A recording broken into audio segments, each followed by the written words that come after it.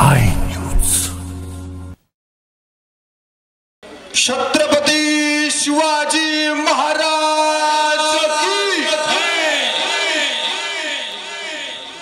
कुठलीही घोषणा देत असताना मी कायमस्वरूपी सांगतो, घोषणा ही फक्त आवाज किंवा आरवळ्या किंकाळ्या मारण्यासाठी नसते, की स्वतःला स्वतःपासून ऊर्जा घेण्यासाठी असते. आपल्या संपूर्ण महाराष्ट्राचे आराध्य दैवत छत्रपती शिवाजी महाराज आहे, तर त्यांची घोषणा अशी असली पाहिजे की आपल्या घोषणेतून थेट नगराध्यक्ष पदाची उमेदवार माननीय रुपालीताई गोठावदे व त्यांच्या सर्व साथीदारांना ऊर्जा मिळाली पाहिजे. छत्रपती शिवाजी महाराज की जय. धर्मवीर छत्रपती संभाजी महाराज की जय. सियावर रामचंद्र की जय. देव मामलेदार श्री यशवंतराव महाराज की जय.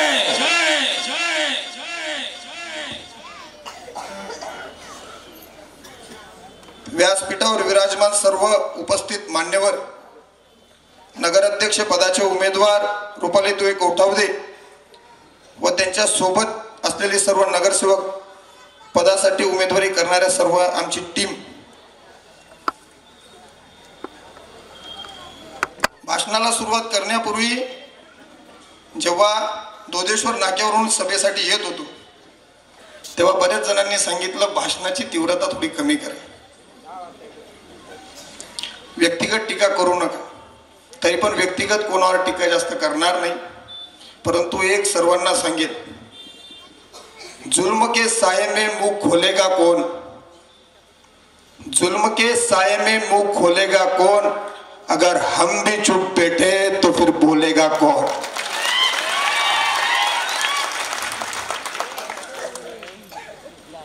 जेव्हा भारतीय जनता पक्षाच्या तिकीट वाटपाचा कार्यक्रम होत होता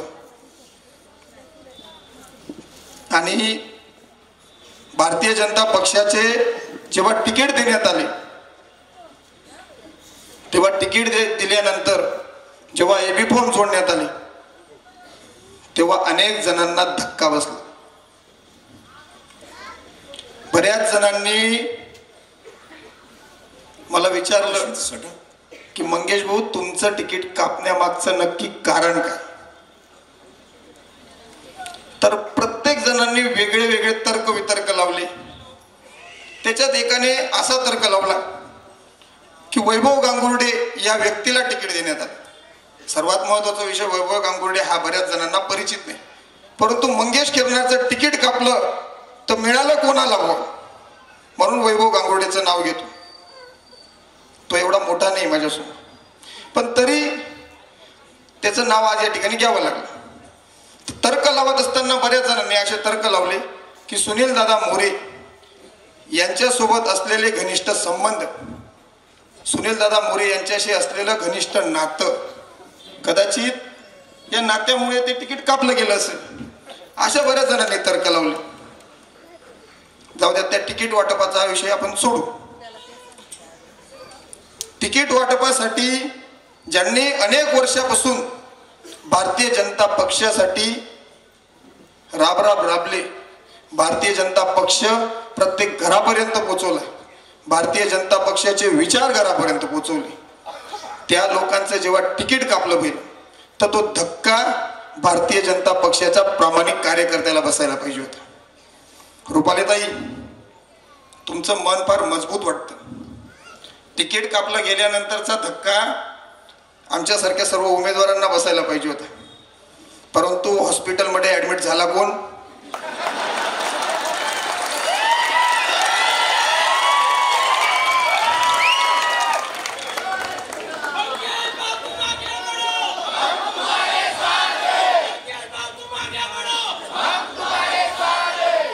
प्रश्न पडला की नक्की तिकीट आमचं कापलं जातं, विचार आम्ही करायचा, टेन्शन आम्ही घ्यायचं, आमचं तिकीट कापल्याचं टेन्शन त्याला. आणि बऱ्याच जणांनी असे निष्कर्ष लावले की दवाखान्यात जात असताना लगेच ॲम्ब्युलन्स पण अवेलेबल झाली, लगेच फोटो शूटिंग वाले पण अवेलेबल झाले, त्याच्यानंतर जे हॉस्पिटलमध्ये ऍडमिट झाले त्याच्यानंतर चला ठीक आहे, काही कारण असतील, प्रकृती खराब झाली असेल, डॉक्टर मिनिस्टरांना दूरध्वनीद्वारे संपर्क केला. परिस्थिती काय नाही म्हणे, एकदम नॉर्मल आहे म्हणे परिस्थिती. वाटलं ना त्याला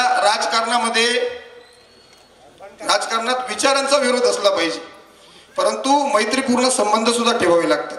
प्रकृती विचारण्यासाठी त्यांना कॉल नाही केला, परंतु डॉक्टरांना विचारला नक्की झालं तरी काय. तर डॉक्टर म्हणे अतिशय नॉर्मल आहे म्हणे, एकदम खाता पितात व्यवस्थित आहे म्हणे, 2 दिवसात छाटण्यात येतील म्हणे.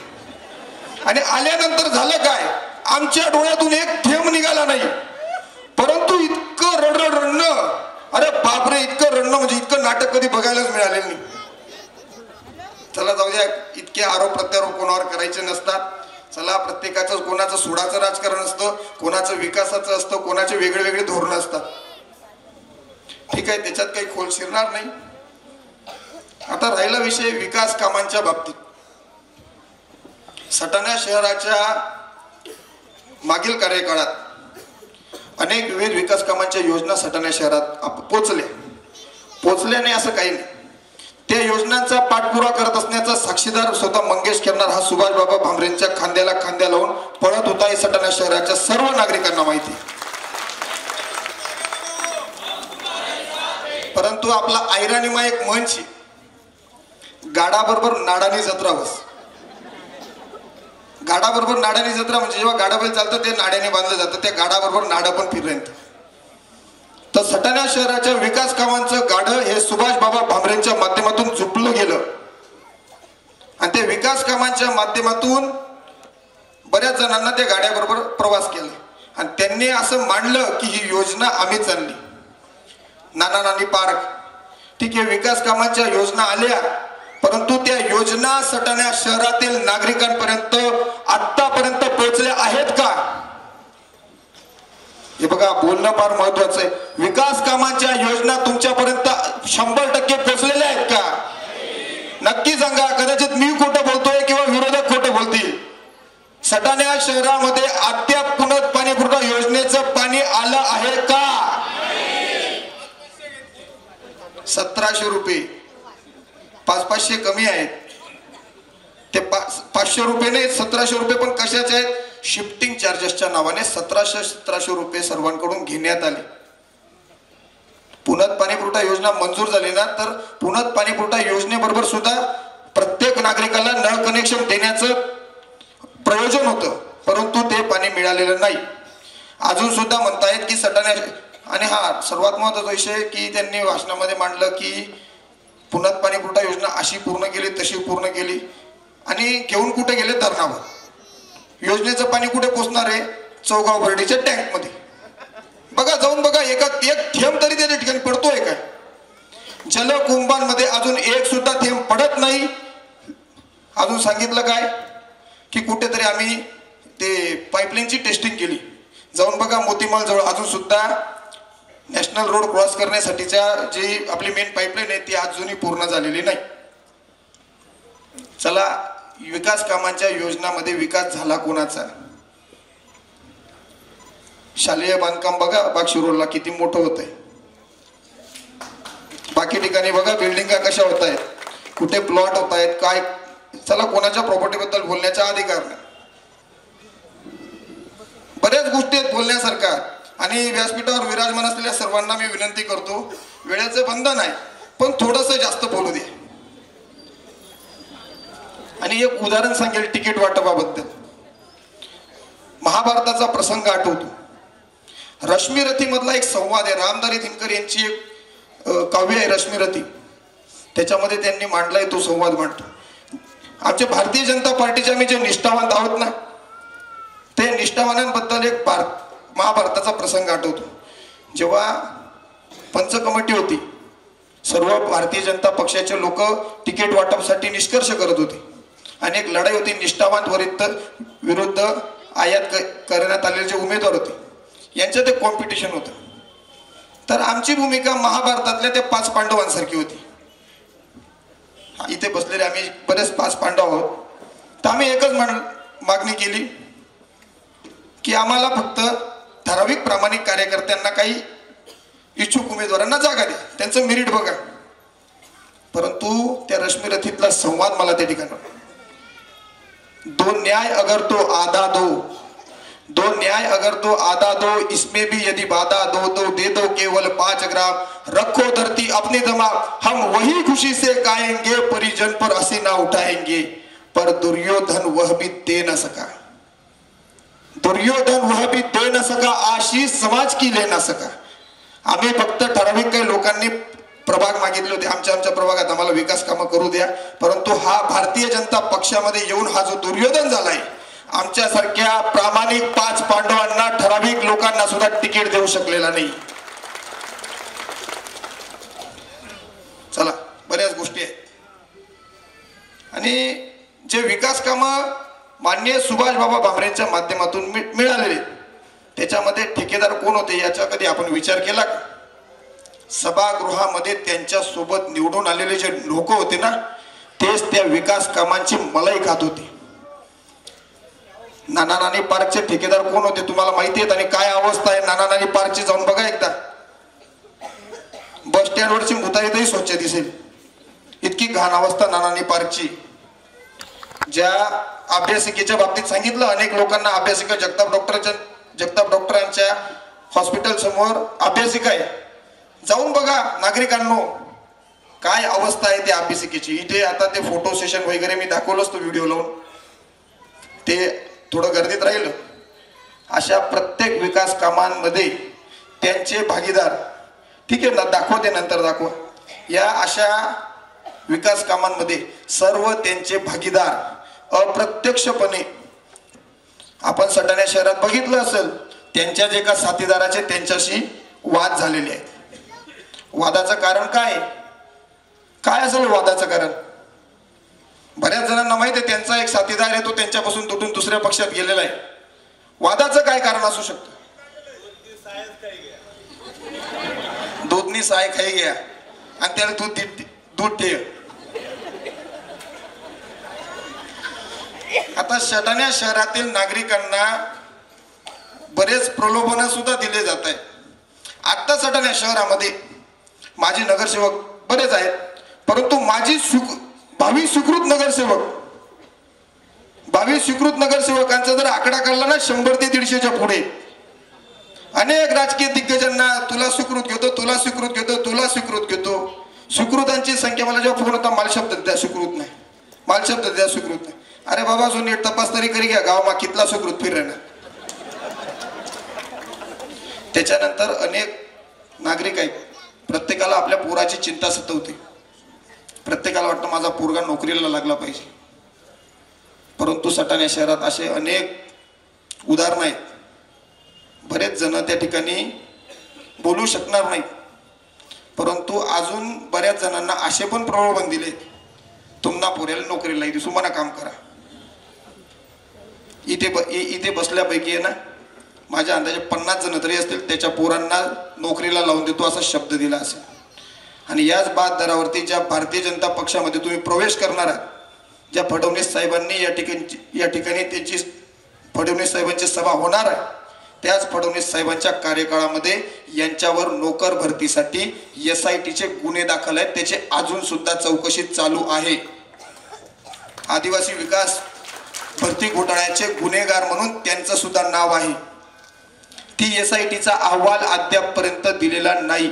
अनेक नागरिकांचे पैसे गडप करून नोकर भरतीसाठी प्रत्येकाकडून पैसे जमा करायचे, त्याचा कुठेतरी प्लॉट खरेदी करायचा, त्या प्लॉटवर कुठेतरी बांधकाम बांधायचं आणि 7-8 वर्षात त्या लोकांचे पैसे, कोणाला 2 लाख, कोणाला 5 लाख, कोणाला 6 लाख असे परत करायचे।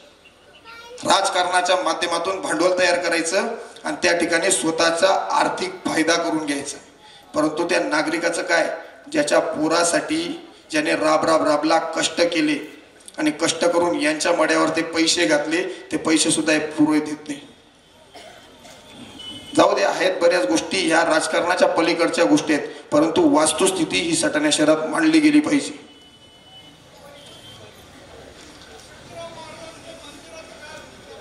तेच बोलतो बाबा, भरपूर आहे, बोलायला लागलो तो 12 वाजून जातील, परंतु आता व्यासपीठाच्या काही वेळेच्या मर्यादा आहेत। कदाचित याच गोष्टींमुळे सर्वजण म्हणत होते थोडेसे तीव्रता कमी, अजून खूप आहे बोलायचं, पण मी दाबून घेतलं।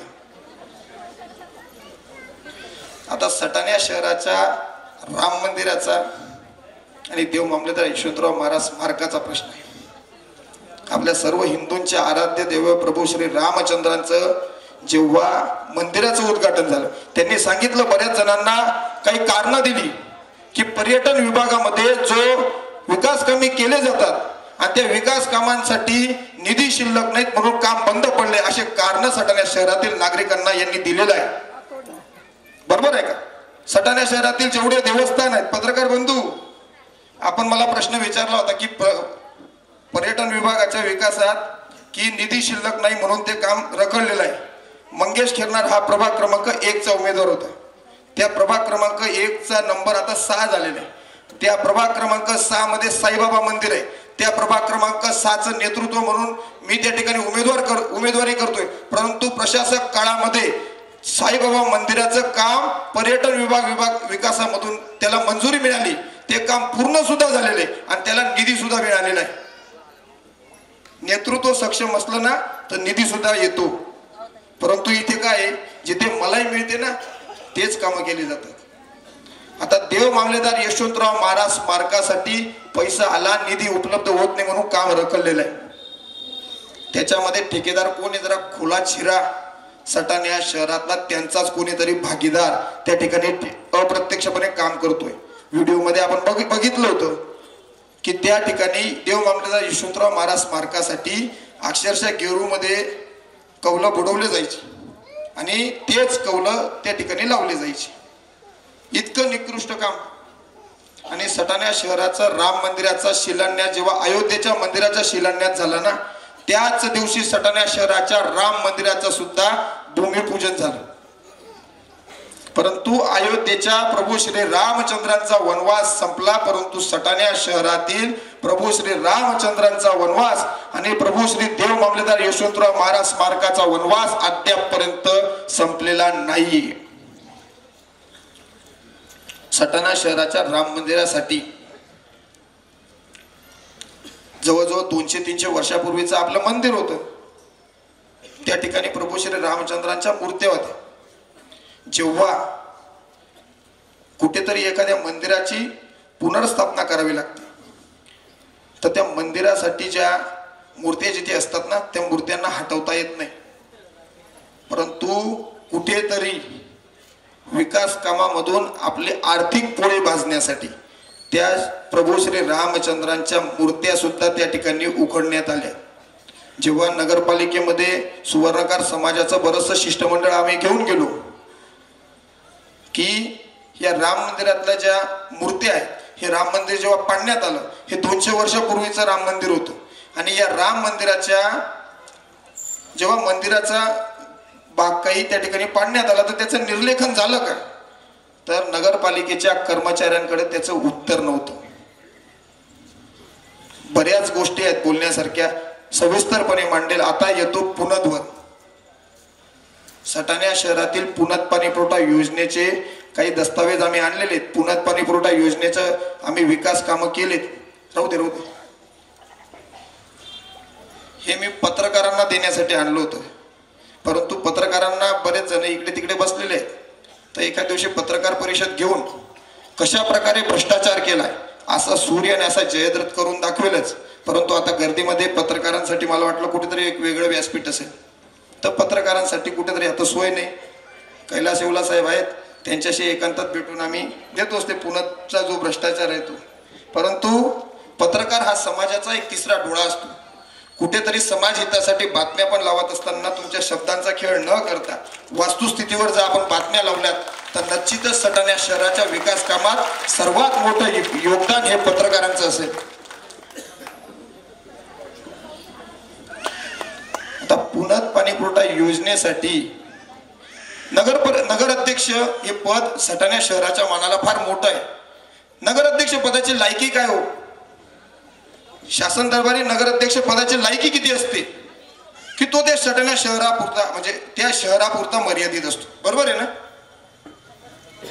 राज्य शासनात जेव्हा विविध योजना आपण मंजूर करतो तर त्या योजना मंजूर करत असताना यांनी आतापर्यंत जेवढ्या योजना मंजूर केल्यात ना तर त्या मंजूर होणाऱ्या योजनांमध्ये त्यांना पाठपुराव्यासाठी माजी केंद्रीय संरक्षण राज्यमंत्री सुभाष बाबा भामरे यांचं पत्र जोडलं जायचं आणि त्या पत्राद्वारे कामं यायची, यांची लायकी नाही. आणि राहिला विषय एक, प्रशासक कार्यात्मक काळात सटाणा शहरात प्रभाग क्रमांक 1 जो आत्ताचा 6 आहे, सटाणा शहरातील सर्वाधिक विकास कामं करणारा मागच्या 5 वर्षाचा जो प्रभाग आहे तो मंगेश खेरनारचा आहे. जाऊन बघा, त्या प्रभागामध्ये एक सुद्धा रस्ता तुम्हाला विना कॉन्क्रीटीकरण दिसणार नाही. प्रत्येक प्रभागातल्या प्रत्येक रस्ता कॉन्क्रीट केलाय, ठराविक रस्ते राहिले आहेत. नगरसेवक असो किंवा नसो, परंतु सटाणा शहरातील प्रभाग क्रमांक 6 चे रस्ते अजून सुद्धा प्रस्तावित करून ठेवलेले आहेत. प्रभाग क्रमांक 6 मध्ये अद्यावत भूमिगत गटार मंजूर आहे, ते पण सुकणनाला या आदिवासी वस्तीत. आणि प्लॅन करत असताना अशा पद्धतीने प्लॅन केलाय की जेव्हा सुकण नाल्याला जर कधी पूर आला तर पुराचं पाणी सुद्धा त्या पाईपांच्या माध्यमातून त्या ठिकाणी पाणी जाईल अशी व्यवस्था आम्ही करून ठेवली. माझ्याकडे कुठलं पद नव्हतं, परंतु सुभाष बाबा भामरे यांच्या माध्यमातून तो विकास करू शकलो. नाही तर इथे काय शे गाडा काल कुत्रा राहणार का, त्याला अशा वाटत मीच गाडा वडर. कुत्रा नाही बोलत कोणाला, ते मन आहे. त्या कुत्रा असे काय करत भो भो भो भो करत करत. तसंच पुनत पाणी पुरवठा योजनेचं जे गाडं आहे ते गाडं सुभाष बाबा भामरे यांच्या माध्यमातून अतिशय कष्ट करून ही पुनत पाणी पुरवठा योजना सटाणा शहराच्या नागरिकांपर्यंत आणण्यात आली. परंतु या 2016, 17, 18 ती योजना मंजूर झाली. तेव्हापासून सटाणा शहराच्या नागरिकांच्या कानावर पुनत पुनत पुनत मी आणली मी आणली मी आणली मी आणली. तर ते उदाहरण माझ्या डोळ्यासमोर चित्र स्पष्ट झालं. गाडा काढलं कुत्र गो गो गो गो. आणि सुभाष बाबा भामरे यांची या व्यासपीठावर आठवण येते. यांनी या विकास कामांची योजना जेव्हा पूर्ण होत होती, या ठिकाणी भारतीय जनता पार्टीचे सर्व निष्ठावंत कार्यकर्ते आणि जेव्हा त्यांचं व्यासपीठ असेल ना, तर त्या व्यासपीठावर तेच नालायक लोक बसलेले असतील ज्यांनी सुभाष बाबा भामरे यांच्यासारख्या विकास पुरुषांना पाडण्यासाठी अंतर्गत काम केलेलं आहे. सटाणा शहराच्या विकासासाठी हे लोक अतिशय घातक आहेत. म्हणून भारतीय जनता पक्षाचं खरं कमळ, आज चिन्ह जरी सिलेंडर असेल तर खरं कमळ हे सर्व जे या ठिकाणी शिलेदार आहेत, या शिलेदारांचं खरं कमळ आहे. म्हणून भारतीय जनता पक्षाला मतदान करायचं असेल तर या सर्व अपक्ष उमेदवारांना मतदान करा. आणि कधीतरी आपण पुरातन काही काळांमध्ये आपण गोष्टी ऐकलेल्या आहेत भस्मासुराची. मी पूर्वी पण काही लोकांना सांगितले, परंतु इथे सर्वांना सांगू इच्छितो. भस्मासूर जेव्हा जेव्हा राक्षसांना देवाकडून वरदान मिळालं जायचं, तर ते वरदान मिळाल्यानंतर राक्षस अहंकारी व्हायचे. आणि अहंकारी वरदान मिळाल्यानंतर अहंकार व्हायचा आणि जे वरदान हे देवी देवतांसाठी सुद्धा श्राप ठरायचं. तर असाच एक भस्मासूर होता. तो महादेवाचा मोठा भक्त होता. त्या भस्मासुराला महादेवांची सेवा करायची होती की मला तुमची सेवा करावी लागते, राग बनवावी लागते, तर मला कष्ट होतात. मग महादेवांनी त्यांना वरदान दिलं की जा तुझ्या वस्तूवर हात ठेवशील ती वस्तू भस्म होत जाईल. तर पुनत पाणी पुरवठा योजनेचं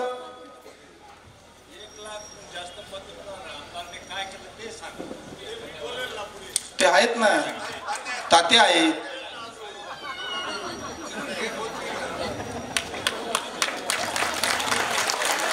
बघा, नागरिकांच्या प्रतिक्रिया ही काय पैसे देऊन बोलवली पब्लिक नाही. हे सटाणा शहरातील नागरिक त्यांच्या समस्या घेऊन आले आणि मला सकाळीपासून 10 फोन होते की मंगेश भाऊ काहीच सोडणार नाही, जे ते बोलून मोकळं व्हावं. तरी पण मी माझ्या मर्यादा, या ठिकाणी माता भगिनी आहेत म्हणून मी मर्यादा पाळतोय. आता विषय होता त्या भस्मासुराला वरदान मिळालं. तर तो भस्मासूर वरदान मिळाल्यानंतर त्याला असं गर्व झाला की यार मी जी वस्तूवर हात ठेवतो ती भस्म व्हायची. तर तो भस्मासूर इतका माजला तर त्या भस्मासुराने सर्व ठिकाणी हाहाकार पसरवला आणि जो भेटला त्याला भस्म करायचं, जो भेटला त्याला भस्म करायचं. तर सर्वात महत्वाची सटाणा शहरासाठी वरदान ठरणारी जी पुनत पाणी पुरवठा योजना आहे ती सुद्धा भस्म केली. देव मामलेदार श्री यशवंतराव महाराजांचं मंदिर आहे ते सुद्धा भस्म केलं. प्रभू श्री रामचंद्रांचं मंदिर भस्म केलं. साथीदार पण आहेत बघा त्याची, तो एकटा नाही. रावणाची जशी लंका होती ना, लंकेत जसा कुंभकर्ण होता, त्याच्यानंतर